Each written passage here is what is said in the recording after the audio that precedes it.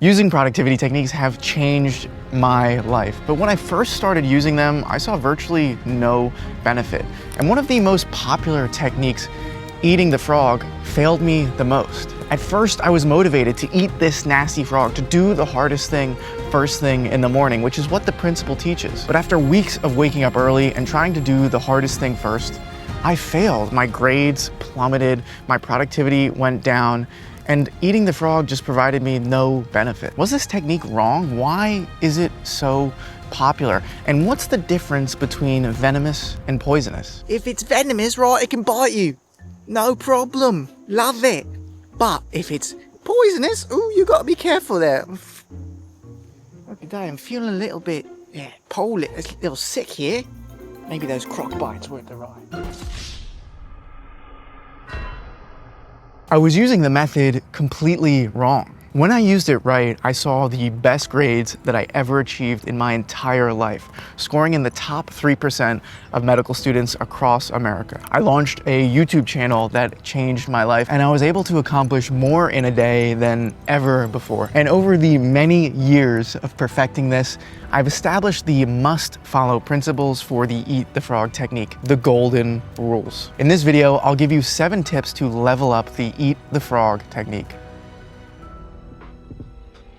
So Mark Twain supposedly said, if it's your job to eat a frog, it's best to do it first thing in the morning. And if it's your job to eat 2 frogs, it's best to eat the fattest, smelliest one first. And the idea is built on 3 principles. Mental fatigue, so as the day goes on, your brain gets more tired. The Zeigarnik effect, which says that unfinished tasks in the brain create more mental fatigue. And momentum, so when you complete a hard task, it inspires you to do more hard tasks. And because eating a frog is likely not pleasant, it's best to do that first thing in the morning. By doing this, you crush procrastination, get the hardest thing over with, and set the day up perfectly, or so I thought.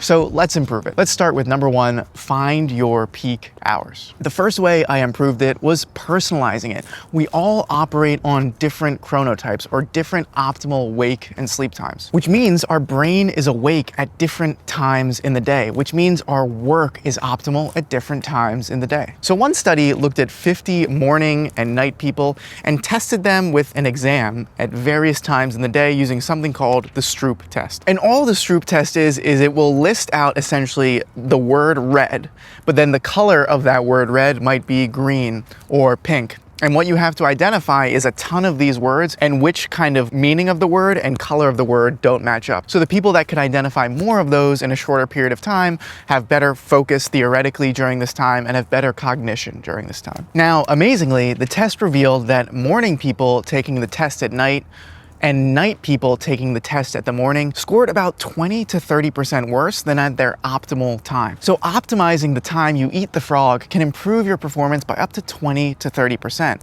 And this is repeated in multiple other studies. So if you have the luxury of planning when you work, this can be a game changer. West et al. Repeated a similar study that found problem solving is improved by 26% when at your peak times. Athletes perform 26% better at their peak times. And medical residents make 32% more errors when working against their chronotypes. So you can Google the morningness, eveningness questionnaire to find this for your chronotype. But something like 25% of the population are larks, so they wake up early in the morning between 6 and 10 a.m. 25% of the population are owls, so they work best at night, maybe between 6 p.m. and 10 p.m. And 50% lie somewhere in the middle or crazy off the rails. I think they call those dolphins and bears. So maybe against the Eat the Frog technique, your most productive time is at 6 p.m. Then you would probably benefit from scheduling the frog for that time, and for the rest of the day, just scheduling normal life activities. So bottom line, just find your chronotype and find your optimal frog eating time. We're gonna upgrade it a little bit more right now.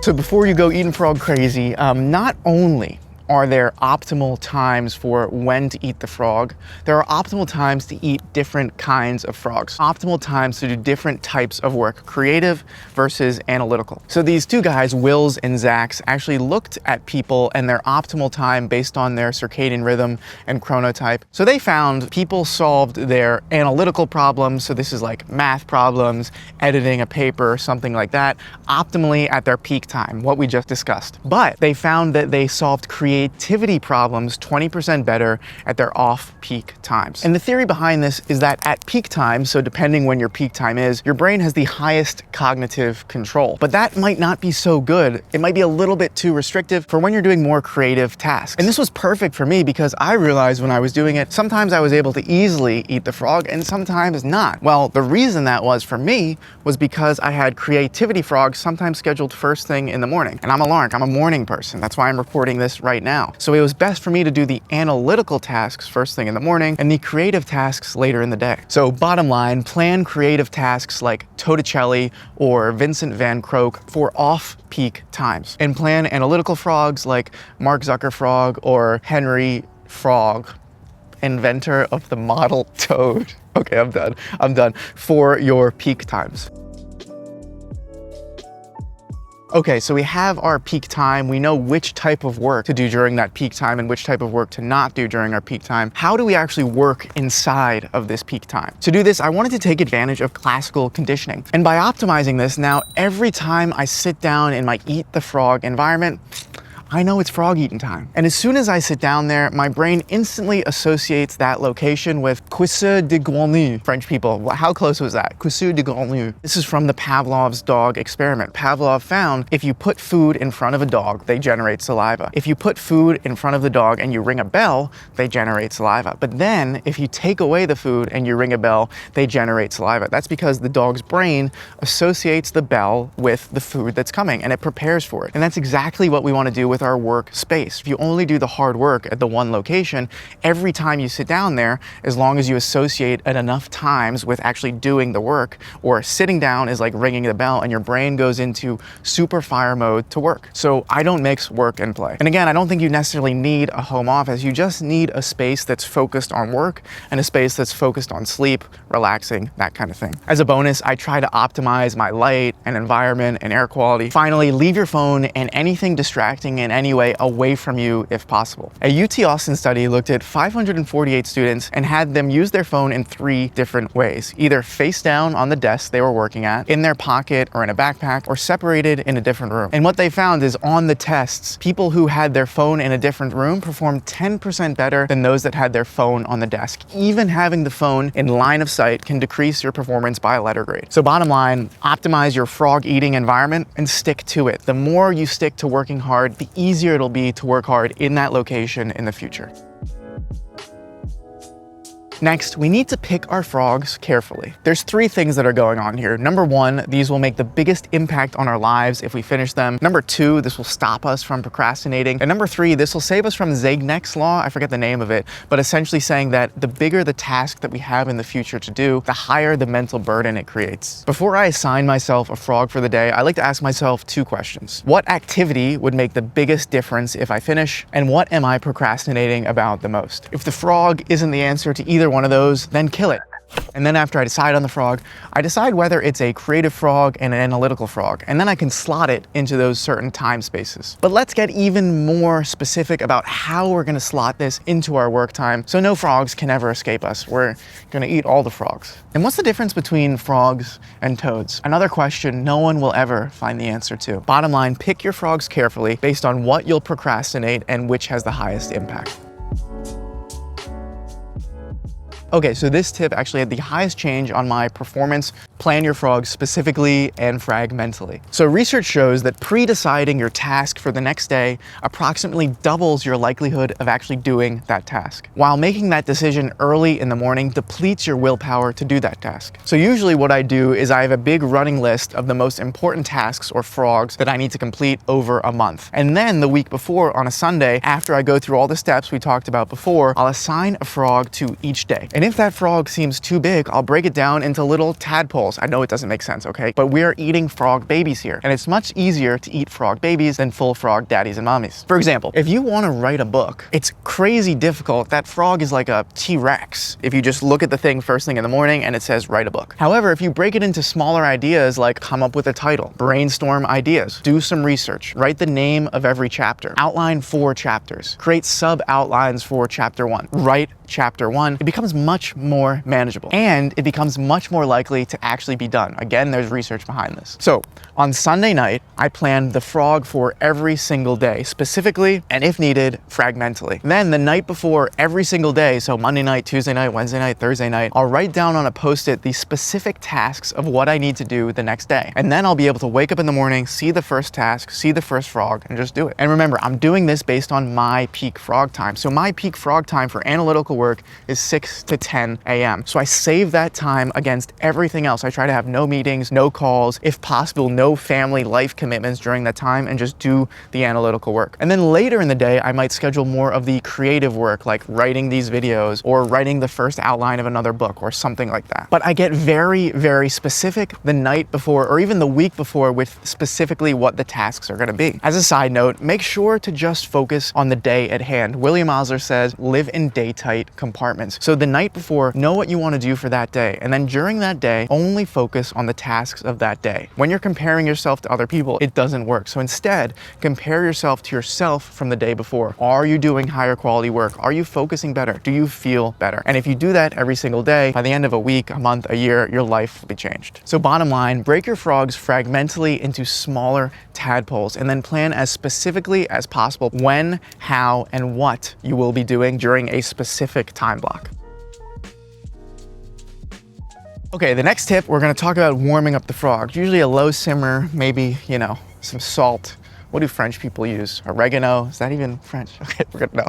So the important thing is to have a warm-up ritual before you eat the frog. And the neuroscience of warming up is really interesting. When you warm up, it creates something called behavioral change, which I think is just classical conditioning after classical conditioning. Professional athletes stretch or work out in the same way or listen to the same song before they do something. Many professional comics and speakers around the world always have a ritual before they go on stage. Maybe they've researched, but probably they've just figured this out on their own through trial and error, the power of these behavioral trains from warming up. And MIT's Anna Graybill actually found this is called chunking. Each small neurological action is linked to the next. And Anna Graybill actually found that there's an area in the brain, in the basal ganglia, where this chunking gets placed. So the more you do this, the more you get better at this warm-up ritual, you're actually building a specific part in your brain that's really good at eating frogs. So it can be very simple, right? Maybe you always eat a certain snack before you start working, or sit at a certain desk, or put on a certain set of music, or wear a certain set of clothes. The only thing you want to do is create separate or unique activities that you always do in preparation or right before this hard task. So bottom line, before you start eating the frog, create a standard ritual in preparation of eating the frog, and it will make eating it that much easier. Okay, classical conditioning is good and well, but for our final tip, you gotta reward yourself. Our brains, whether you realize it or not, are being programmed 24/7 by operant conditioning. And all operant conditioning is positive reinforcement or negative reinforcement or punishment. When you see a funny video on Instagram, pop, your brain releases dopamine. That's positive reinforcement because you feel good and it makes you more likely to swipe up again. This is why social media is an addiction and it's so hard to quit. When you were a kid, if you put your hand on a burning stove, that would hurt a lot. So you would probably likely to never do that again. That was operant conditioning in the negative sense. So we can take advantage of these brain pathways by rewarding ourselves when we do something good. Studies show with training dogs and training animals, positive reinforcement usually works much better than negative punishment. For example, after I complete my first frog early in the morning, I'll usually right away give myself like a fancy coffee. If I read for an hour, I'll reward myself with 30 minutes of video games. And if I complete my entire week of frogs, I'll book myself a massage. And if I complete 30 days in a row or a full month of the frogs, I'll buy whatever new video game I want and dedicate a full day to just relaxing, playing the video game, doing whatever I want. Be honest with yourself, reward yourself, and watch your streaks grow. As long as you actually reward yourself and don't reward yourself when you don't do the thing. So as a bonus tip, I just want to briefly talk about why is the frog a frog? In the end of the end, of the end of the end, of the end of the end, when the frogs have taken over the squirrels as the ruler of the world, none of this will matter. So 100 years after I die, likely no one will remember me. And frogs will be ruling the world, and likely no one will remember you. And no one will have figured out the difference between venomous and poisonous. These are all known facts. So why are you doing whatever you're doing? What I wish I had thought about sooner is, why is this thing a frog? Why do I need to create all these productivity techniques and strategies to do this thing that I think is the most important? Maybe because I actually don't like the work that much. Maybe because I want to do something different. I've noticed that my best work is work that I genuinely care about. And it doesn't matter if it's a peak time or an off-peak time. If I'm really excited about it, I'll work on it from like 10 p.m. to 2 a.m. or 5 a.m. from 10 a.m. or at lunchtime. Life is full of frogs. Taxes, editing the 170th video script, or getting hit by a book in one of my videos. Damn it, not that. Oh!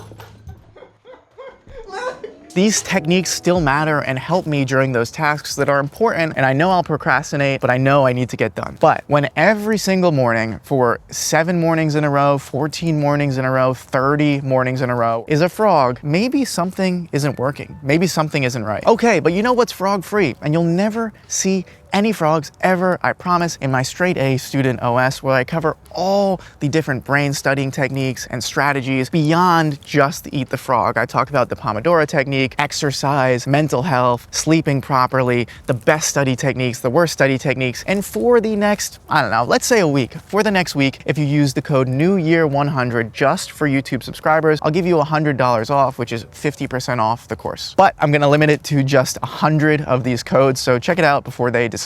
Okay, but that was a lot. I hope you ate a good amount of frogs during that. And French people, I hope you're not too mad at me. So in summary, what do we do? So number 1, you're gonna figure out your peak chronotype by taking the morningness, eveningness questionnaire. Number 2, you're gonna plan either the analytical work or creative work depending on when those peak hours are. Number 3, you're gonna optimize the sound, light, and distractions of your environment and use classical conditioning to make sure when you sit at this workplace, you do the work. Number 4, you're gonna pick the most impactful frogs by figuring out which ones you procrastinate the most on and which ones would have the highest impact on your life. Number 5, which was the most impactful tip for me, is you're gonna plan your frogs as specifically and fragmentally as possible. Number 6, you're gonna have a warm-up ritual before your frogs. And number 7, you're gonna reward yourself when you eat the frogs. But that is it. Thank you so much for watching, and I will see you on the next one. I gotta go find some frogs. Where are the frogs? I don't know. They gotta be here. Where are they? I gotta go eat them. Hey, mate, what you see over here? You see these buggers here? They're dangerous. What do you think? You can take it, right? Crikey, that's a big one. Oh my fucking God! Jesus Christ, mate! Oh, he's got me! Oh, he's got me deep! Oh God, mate!